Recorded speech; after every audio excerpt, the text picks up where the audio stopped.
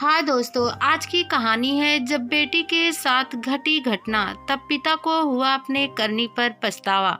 कहानी अगर पसंद आए तो वीडियो को लाइक और सब्सक्राइब जरूर करना। सुबह के 7 बजे थे। गाड़ियां सड़क पर सरपट दौड़ रही थी। ट्रैफिक इंस्पेक्टर बलविंदर सिंह सड़क के किनारे एक फुट ओवर ब्रिज के नीचे अपने साथी हवलदार मनीष के साथ कुर्सी पर बैठा हुआ था। उसकी नाइट ड्यूटी खत्म होने वाली थी और वह अपनी जगह नए इंस्पेक्टर के आने का इंतजार कर रहा था। बलविंदर सिंह ने हाथ मुंह धोया और मनीष से बोला, भाई चाय पिलवा दो। मनीष उठा और सड़क किनारे एक रेहड़ी वाले को चाय की बोलकर वापस आ गया।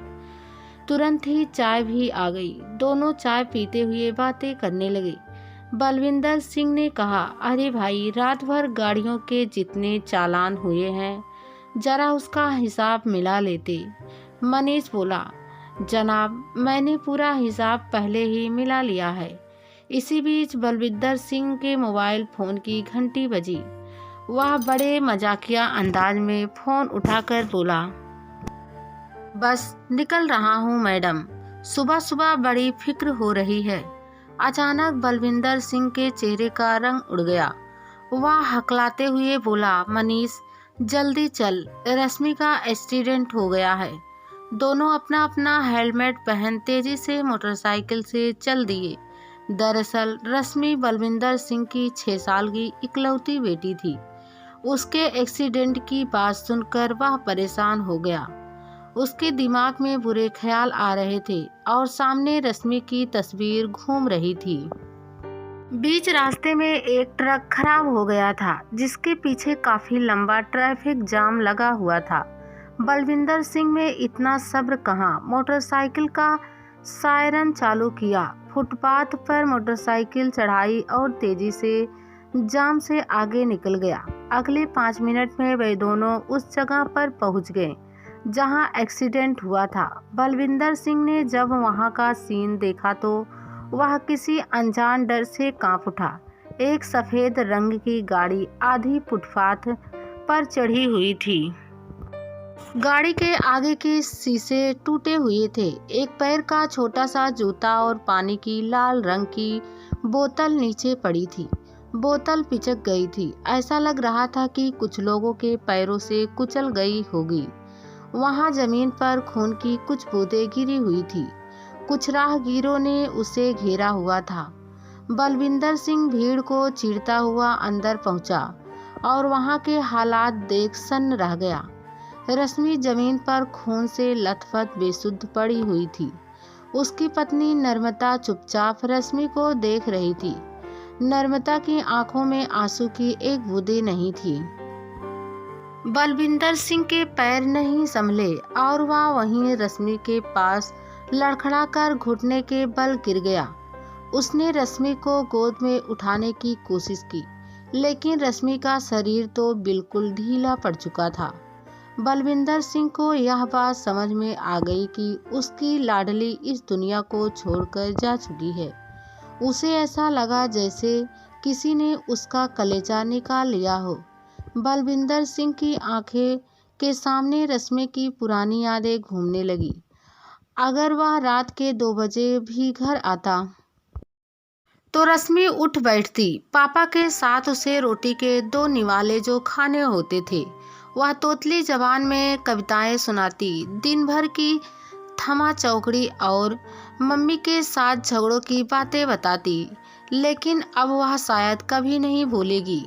वह किसके साथ खेलेगा, किसको छेड़ेगा। बलविंदर सिंह बच्चों की तरह फूट फूट कर रोने लगा। कोई है भी तो नहीं जो उसे चुप करा सके। नर्मदा वैसे ही पत्थर की तरह बुत बनी बैठी हुई थी। हवलदार मनीष ने डरते हुए बलविंदर सिंह को आवाज लगाई, सर जी, गाड़ी के ड्राइवर को लोगों ने पकड़ रखा है, वह उधर सामने है। बलविंदर सिंह पागलों की तरह उसकी तरफ झपटा। कहाँ है? बलविंदर सिंह की आंखों में खून उतर आया था।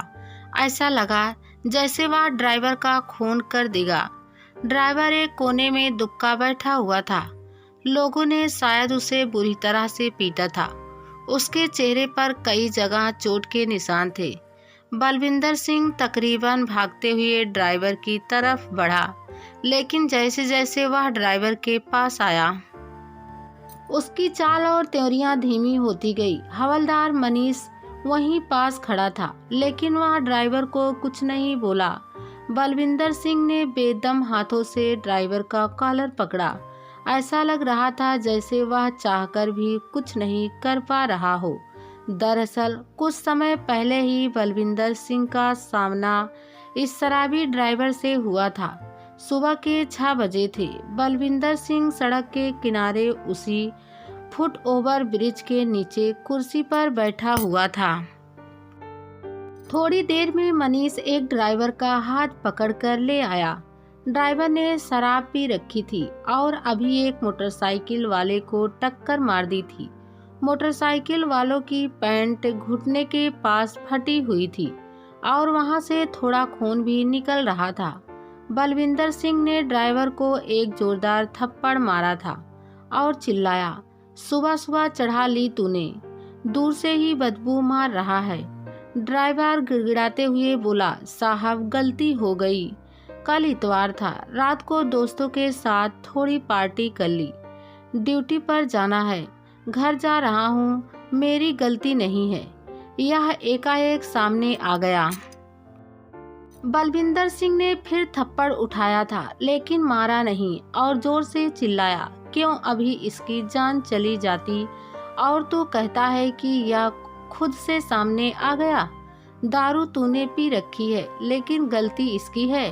सही है मनीष, इसकी गाड़ी जब्त करो और थाने ले चलो। ड्राइवर हाथ जोड़ते हुए बोला था, साहब मैं मानता हूँ कि मेरी गलती है, मैं इसके इलाज का खर्चा देता हूँ। ड्राइवर ने 500 रुपए निकालकर उस आदमी को दे दिए। बलविंदर सिंह ने फिर से उसे धमकाया भी, बेटा चालान तो तेरा होगा ही और लाइसेंस कैंसिल होगा, चल लाइसेंस और गाड़ी के कागज दे। ड्राइवर फिर गिड़गिड़ाया था, साहब गरीब आदमी हूँ, जाने दो। कहते हुए ड्राइवर ने 500 के 2 नोट मोड़कर धीरे से बलविंदर सिंह के हाथ पर रख दिए। बलविंदर सिंह ने उसके हाथों में ही नोट गिन लिए और उसकी त्योरियां थोड़ी कम हो गई। वह झूठ मूठ का गुस्सा करते हुए बोला था, इस बार तो छोड़ रहा हूँ, लेकिन अगली बार ऐसा मिला तो तेरा पक्का चालान होगा। ड्राइवर और मोटरसाइकिल सवार दोनों चले गए। बलविंदर सिंह और मनीष एक दूसरे को देखकर हंसने लगे। बलविंदर सिंह बोला, सुबह सुबह चढ़ाकर आ गया। मनीष ने कहा, जनाब कोई बात नहीं, वह कुछ देकर ही गया है। वह दोनों जोर जोर से हंसे थे। अब बलविंदर सिंह को अपनी ही हंसी अपने कानों में गूंजती हुई सुनाई दे रही थी और उसने ड्राइवर का कॉलर छोड़ दिया। उसका सिर शर्म से झुका हुआ था। बलविंदर और मनीष एक दूसरे की तरफ नहीं देख पा रहे थे। वहां खड़े लोगों को कुछ समझ नहीं आया कि क्या हुआ है, क्यों इन्होंने ड्राइवर को छोड़ दिया। मनीष ने पुलिस कंट्रोल रूम में एम्बुलेंस को फोन कर दिया। थोड़ी देर में पीसीआर वैन और एम्बुलेंस आकर वहां खड़ी हो गई। पुलिस वालों ने ड्राइवर को पकड़कर पीसीआर वैन में बिठाया। ड्राइवर एकटक बलविंदर सिंह की तरफ देख रहा था, पर बलविंदर सिंह चुपचाप गर्दन नीचे किए रश्मि की लाश के पास आकर बैठ गया।